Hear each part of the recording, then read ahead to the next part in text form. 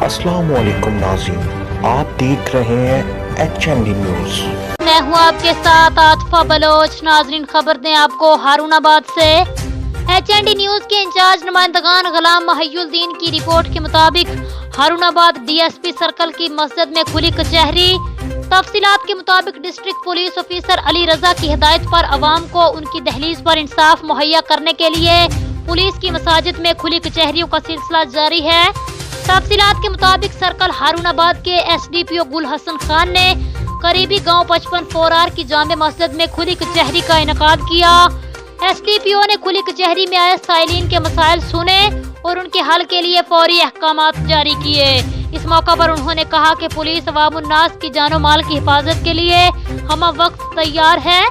थाने के दरवाजे अवाम के लिए 24 घंटे खुले हैं। जी नाजरीन, मजीद किसी भी खबर और उसकी अपडेट के लिए आप देखते रहिए HND न्यूज़।